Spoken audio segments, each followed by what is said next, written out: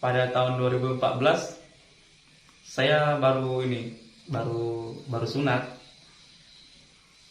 baru potong sunat dari 2014, yaitu diantar ini sama abang sepupu saya itu Bang Muslimin Pajar kan di Rasau gitu. Pas udah dipotong gitu lucu juga itu. Gimana? Oke. Udah dipotong gimana? Oke tadi. Apa lanjut? Lanjut. Bentar. الحمد لله على نعمة الإيمان الحمد لله على نعمة الإسلام. Assalamualaikum warahmatullahi wabarakatuh. Perkenalkan, nama saya Rahmat Indramanto. Saya berasal dari suku Dayak. Bapak saya suku Dayak Baye dari Sosok, mama saya suku Dayak Ahe. Dulu sebelum saya menjadi mualaf, nama saya itu yang dikasih orang tua Yohanes Markus. Setelah saya menjadi mualaf, nama saya langsung berubah menjadi Rahmat Indramanto.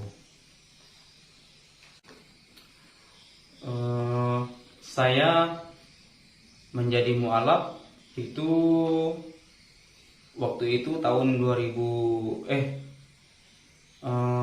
memang ini sih memang karena nenek saya juga mualaf, jadi saya pengen mengikuti nenek saya aja gitu kan. Cuman waktu itu belum kesampaian.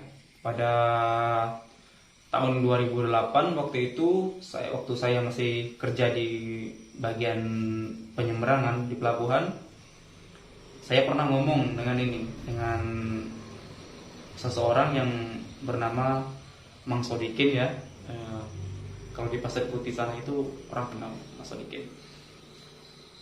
Terus saya menanya gini, Mang, kalau masuk Islam itu persyaratannya apa aja? Dia bilang gitu kan. Oh, dia bilang kalau untuk masuk Islam sih persyaratannya nggak susah, cukup syarat aja, dia bilang gitu kan. Emang kamu udah siap untuk masuk Islam? Dia bilang gitu kan. Cuman belum sunat, Mang, saya bilang gitu kan. Karena belum sunat, kalau susah mau sunat dulu, dia bilang gitu kan. Terus udah nanti saya pikir lagi, Mang, gitu kan. Terus waktu pada tahun menjelang tahun 2015 barulah saya berpikir kembali kan untuk melanjutkan apa yang udah pernah saya pikirkan, ingin masuk Islam. Terus pada tahun 2014 saya baru sunat, baru potong sunat dari 2014, yaitu diantar ini sama abang sepupu saya itu Bang Muslimin Pajar kan di Rasau gitu. Pas udah dipotong gitu lucu juga itu. Gimana? Oke. Udah dipotong gimana? Oke tadi. Apa lanjut? Lanjut. Bentar. Pas dipotong itu ujung itu kok bawaan, saya bilang gitu sama dokternya, ini kan dibakar, dia bilang gitu pakai laser. Saya bilang pantesan bau, saya bilang gitu kan.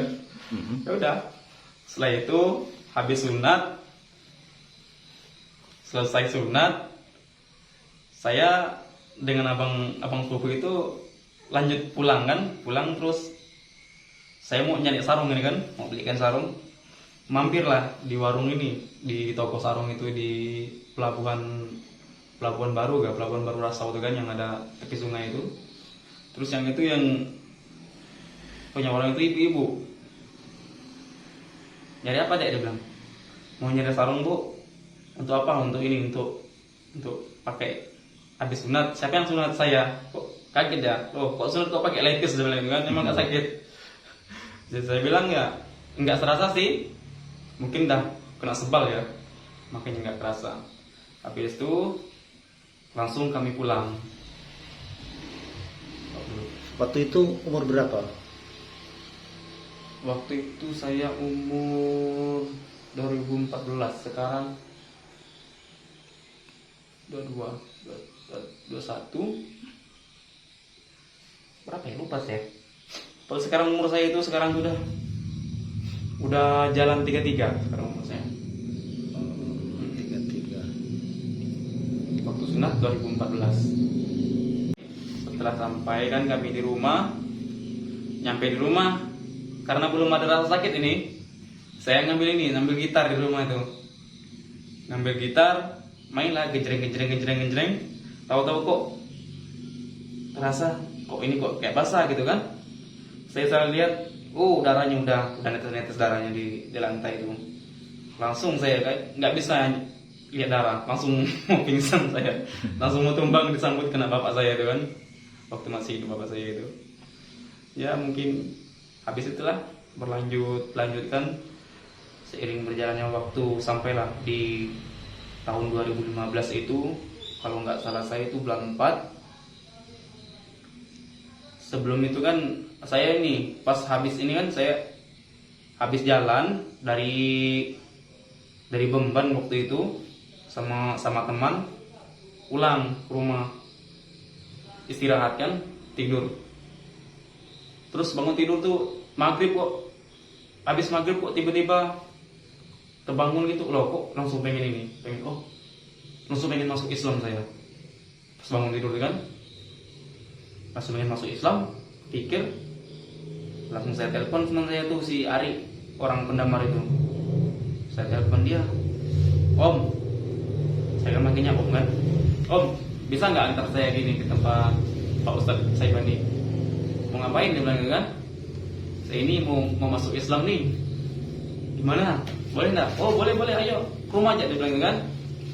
Udah, terus saya mandi, ganti baju, ganti pakaian, terus saya berangkat lah teman-teman saya itu.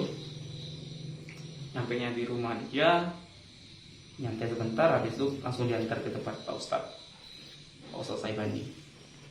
Nyampe di situ tempat Pak Ustadz, ngomong saya gini dengan Pak Ustadz, Pak, kedatangan saya di sini mau masuk Islam.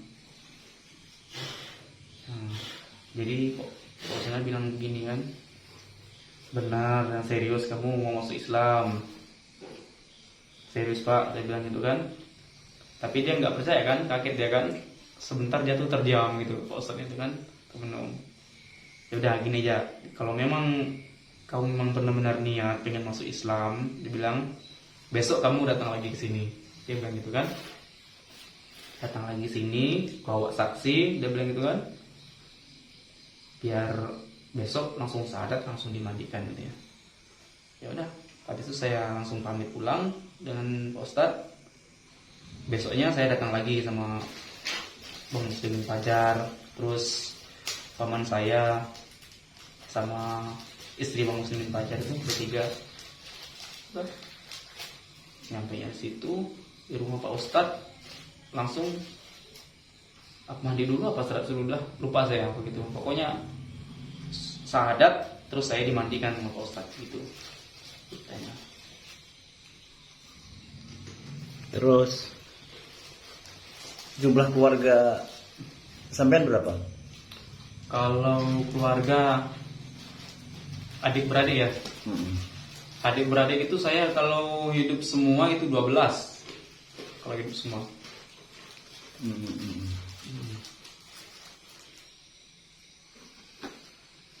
Kalau hidup semua adik-beradik saya itu ya ada 12.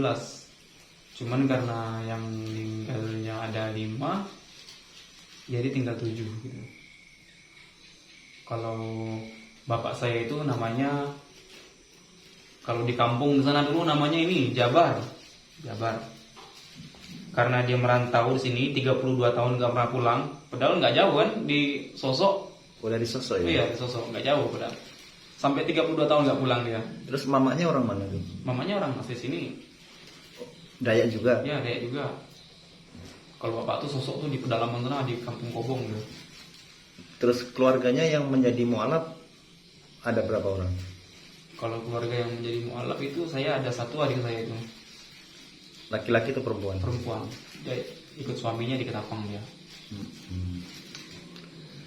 Terus yang menjadi inspirasi atau yang menjadi kepingin benar masuk Islam itu apa kira-kira?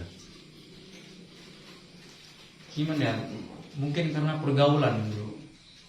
Lihat-lihat teman-teman kan kalau pergi ke masjid tuh kan rame gitu kan mereka kan. Jadi pemuda-pemudi itu ya pemuda-pemuda itu kalau Jumatan tuh rame gitu. Jadi rasanya kan kok pengen gitu Pak gitu. Terus sebelum menjadi mualaf aktif enggak ke gereja Kristen apa itu ya? Saya Kristen Protestan, aktif saya di gereja. Jadi organisasi di gereja itu sebagai apa kira-kira? Saya kalau di gereja dulu itu kalau pas acara Natal itu kan saya tuh biasa tuh main musik saya. Oh, yang sering ngirim Gitar, musik. ya, ngirim musik itu. Berarti gitar lah sampai nih. Enggak juga sih, cuman kalau untuk sedikit-sedikit sih bisa lah untuk hibur-hiburan. Terus gini, kan pandangan agama Islam itu bagi orang Kristen lah, pokoknya bagi agama lain itu kayaknya konotasinya itu jelek atau gimana itu kan, atau teroris katanya kan begitu kan, pokoknya image-nya nggak bagus. Nah, menurut sampean sebelum masuk Islam itu menjadi mualaf, gimana pandangannya terhadap Islam? Kalau saya sih memandang Islam sih ya sama aja sih dengan kurang lebih aja dengan agama, cuman kan beda, kita bedain aja, beda apa, beda menjalani aja. Tapi pandangan buruk terhadap Islam tuh waktu itu nggak ada gitu ya? Nggak ada, kalau saya mandang itu sih nggak ada. Memang kalau dari orang tua saya pun emang nggak pernah mengajarkan yang seperti itu kan. Terus sebelum menjadi mualaf pergaulannya gimana? Pergaulannya itu bebas atau Banget bebas banget ya. salah satunya apa? Salah satunya? Ya salah satunya minuman, bahkan sampai ke yang lebih dari itu pun, obat-obatan pun saya sudah pernah semua. Nggak, waktu belum masuk Islam itu apa nggak terpikirkan atau memang dalam agamanya itu nggak ada larangan atau apa gimana itu? Ya sebenarnya di dalam agama Kristen pun sebenarnya melarang yang namanya minum-minuman, mabuk-mabukan, apalagi sampai obat-obat terlarang itu kan. Sebenarnya dilarang, cuman kan karena kita nih pergaulan sama teman-teman kan, kawan-kawan, jadi bawa gitu. Tapi setelah saya menjadi mualaf tahun 2015 itu mau masuk 2016 itu saya masih minum. Pas ada keributan, pas ada acara kan, keributan begitu saya berkelahi di daerah ini, daerah Gunung Ambawang itu, kelahi keroyokan itu sama orang ramai-ramai itu. Tapi saya tidak apa-apa, habis saya langsung berhenti minum karena bawaannya nggak bagus itu kan. Punya tato enggak? Oh, tato sih lumayan. Banyak. Tatonya ada nih, di kaki juga ada. Sini. Nggak sakit waktu ditato ya? Lumayan juga sih. Pernah mau dibuang kan? Tapi kata Pak Ustadz bilang, saya nanya sama Pak Ustadz, nggak apa-apa, dia bilang itu kalau yang udah dibikin nggak apa-apa, yang penting jangan bikin lagi gitu Pak. Karena katanya di dalam Islam itu kan kalau menyakitkan diri sendiri itu kan sama juga dengan dosa kan katanya. Zolim namanya itu. Iya. Zolim itu nggak harus sama orang lain, sama diri sendiri. Minum itu termasuk zolim. Iya. Obat-obatan itu zolim juga. Terus sekarang aktif nggak kalau belajar untuk memperdalam Islam? Kalau untuk memperdalam Islam sih alhamdulillah aktif saya kalau di pengajian gitu kan. Tapi kalau pas lagi kerja mungkin saya ada aplikasi itu. Ya sambil kerja, sambil pakai handset, sambil dengarkan surat-surat pendek gitu kan, ya sambil dihafal-hafalkan. Alhamdulillah kalau untuk bacaan-bacaan surat-surat ayat-ayat pendek sih banyak yang hafal. Mungkin ada sekitar 10-an lah. 10-an 11 ayat, 11 surat itu. Salah satunya coba yang agak hafal atau yang udah hafal. Salah satunya ya seperti ini, Al-Kafirun, ya kan? Wah, luar biasa kalau surat Al-Kafirun sampai hafal. Ya. Coba dibaca. Al-Kafirun. Nah. Auzubillahi minasyaitonirrajim. Bismillahirrahmanirrahim. Qul ya ayyuhal kafirun la a'budu ma ta'budun wala antum abiduna ma a'bud wala ana abidu ma abatum wala antum abiduna ma a'bud lakum dinukum waliyadin. Luar biasa, luar biasa. Luar biasa. Belum tentu loh orang yang Islam dari kecil itu hafal surat Al-Kafirun, belum tentu. Kemarin tuh saya pernah katanya mondok orangnya. Saya suruh baca surat Al-Kafirun tuh wala antum abiduna ma'abud wala ana abidu ma'abadum wala antum abiduna ma'abud wala ana abidu ma'abadum. Bolak-balik begitu terus. Balik-balik. Mutar-mutar gitu. Nah, terus gini. Sesudah menjadi mualaf dengan teman lamanya dulu gimana? Hubungannya? Dengan temannya lama ya masih. Maksudnya nggak ada perbedaan, Nggak ada. menjauh atau apa? Nggak ada, tetap aja. Terus pihak keluarga gimana? Mendukung nggak? Kalau pihak keluarga dulu waktu saya mau masuk Islam itu kan saya sebenarnya sudah lama sih mau masuk Islam tuh dari kecil. Pernah bilang sama mama saya kan, mak dulu nanti aku masuk Islam ya. Mama saya bilang jangan, bilang gitu, nanti kamu ndak apa? Kalau mau mati ndak mandiin mama, dia bilang gitu kan. Ya udah jadi saya kan. Karena belum paham kan, karena kita masih di bawah umur juga waktu itu. Tapi setelah ya lama kan, pas waktu itu yang mau masuk Islam juga, saya izin juga sama mama saya, mak, saya benar-benar mau masuk Islam nih, 2015 kan. Terus mau bilang kayak gini, ya kalau memang itu memang udah benar-benar niatnya, mama saya bilang, ya terserah gitu kan. Yang penting kalau udah menjalankan agama itu benar-benar lah dipeluk, mama saya bilang gitu. Jangan mempermainkan agama orang, bilang gitu kan. Ya, saya bilang gitu. Nah, mama tenang ya, mama tidak usah khawatir kalau untuk walaupun kita beda agama, yang namanya orang tua dengan anak nih tidak bakalan terpisahkan, saya bilang, biarpun gimana pun, saya bilang gitu. Ya, alhamdulillah mama saya menjalani sampai sekarang. Kalau mau sholat ketemu mama saya sering nggak, udah sholat belum, saya bilang gitu. Ya, belajar benar-benar belajar itu mama saya. Gitu, ya.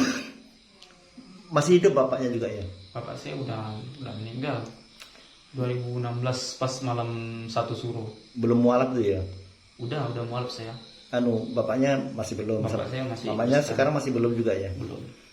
Nggak ada perasaan istilahnya kepengen kalau bisa mama saya ya menjadi mualaf kalau bisa gitu, ada nggak perasaan gitu? Pernah begitu saya bilang sama mak, bagus mau masuk Islam ya mak, ini kan.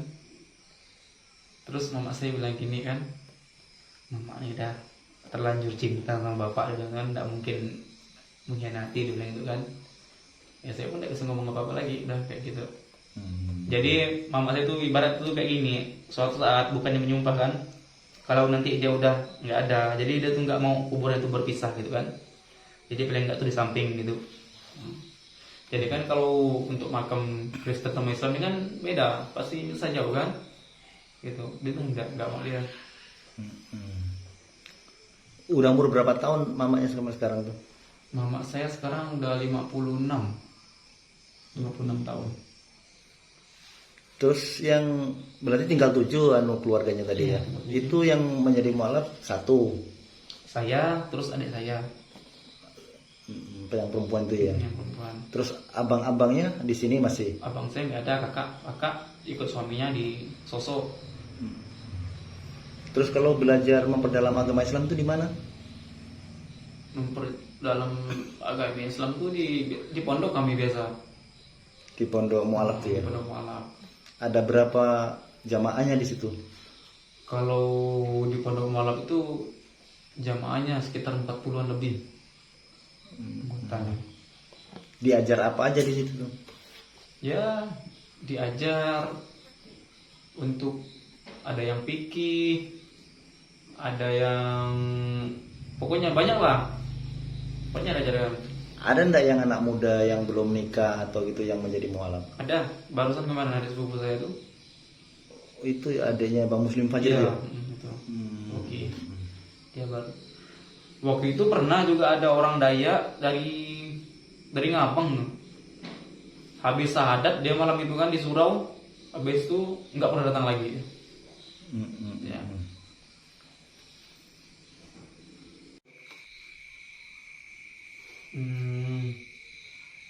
Sekarang sih setelah menjadi mualaf, alhamdulillah surat-surat pendek sudah banyak yang hafal. Biasa juga saya kalau di pondok pesantren itu juga udah bisa ngimamin juga. Itu habis ngimamin itu ya juga langsung zikir gitu ya? Enggak. Langsung zikir itu Pak Ustadz, saya suruh Pak Ustadz yang zikirnya. Karena doa zikir juga belum paham. Setelah menjadi mualaf waktu dulu itu perasaannya gimana sih Pak? Setelah menjadi mualaf gimana ya? Rasanya, hatinya, atau ketenangannya, atau tadinya tuh bebas atau gimana lah, pokoknya itu perasaan dalam hatinya tuh gimana? Ya perasaannya tuh ya gimana ya, jujur ya udah nggak kayak dulu lah, udah nggak bebas lagi kan. Kalau dulu kan kita kan bebas, nah sekarang udah nggak bebas lagi. Kalau dulu kita yang orangnya suka yang aneh-aneh, sekarang kita harus bisa menahan diri gitu. Dan hatinya itu merasa lebih tenang lagi Ya. atau Lega, tenang lah setelah masuk Islam. terus udah kawin sampean? Kawin, Nah, alhamdulillah kawin, nikah juga udah punya anak 1. kawin dapat orang mana itu kawinnya? Nikahnya? Istri saya orang sini, orang daerah Sungai Lipa juga. Sungai Lipa masuk ke dalam itu daerah Pasir Putih. Tapi istrinya udah muslim dari kecil atau mualaf Iya, juga? udah muslim dari kecil ya. Waktu kawin itu udah mualaf belum sampean? Udah kan? Udah, saya udah mualaf. Saya mualaf kan 2015. Anaknya laki-laki atau perempuan? Alhamdulillah anak saya laki-laki, sekarang umurnya udah 16 bulan. Dikasih nama siapa anaknya tuh? Namanya Irfan Amsyar. Tahu artinya itu? Kalau dilihat artinya sih itu pintar dan cerdas. Mantap namanya, keren. Memang panggilan itu suatu doa, mudah-mudahan pinter benar dan cerdas betul. Amin.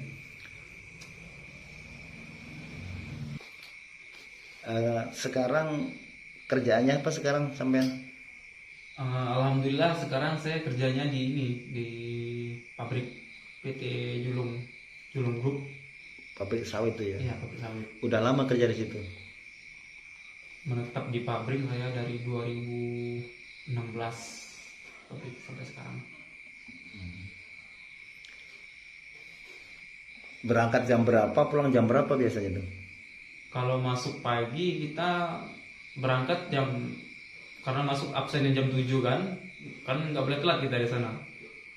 Berangkat dari rumah kadang 5:30 berangkat, pulang nanti jam 5 habis maghrib baru pulang ke rumah sini. Terus sholatnya di mana sholatnya? Nah, di mes ya. Oh ada tempat sholat sana. Terus di lingkungan sampean itu tuh banyak ada yang mualaf? Lingkungan mana? Di pabrik, Di lingkungan rumah rumah. orang tua? Situ mualaf ada apa ya? Ada 5 nggak salah mualaf situ lingkungan itu. Masih saudara bukan? Iya, masih saudara semua. Yang bukan saudara ada enggak? Ada juga itu di bagian Matan Jambu. Kalau kakak beradik nenek saya itu ada juga yang mualaf tuh di Pak Darun itu kan, di ujung rumah itu ada juga. Terus guru ngajinya itu siapa guru ngaji? Guru ngaji mualaf. Nah, Guru ngaji mualaf itu ada Pak Ustadz Sepaat, terus ada Ustadz As'i, Bang Junai Dian satu kan, Terus siapa lagi namanya Ustadz itu yang ada jenggot itu ya? Diretes tuh.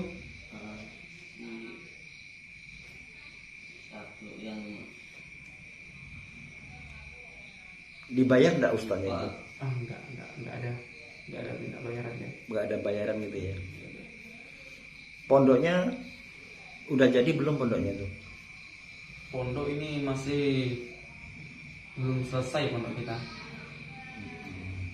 Kalau untuk pendopo sih udah jadi, cuman ini sekarang kita lagi pembangunan surau, mungkin lebih membutuhkan dana karena kendala kita ini dana. Kalau dananya sudah mencukupi, mungkin insya Allah mungkin bisa cepat terselesaikan lah. Ya mudah-mudahan ada pihak donatur dari luar terketuk hatinya untuk memajukan dan untuk memudahkan para mu'alaf untuk memperdalam Islam biar selalu istiqomah ya. Amin.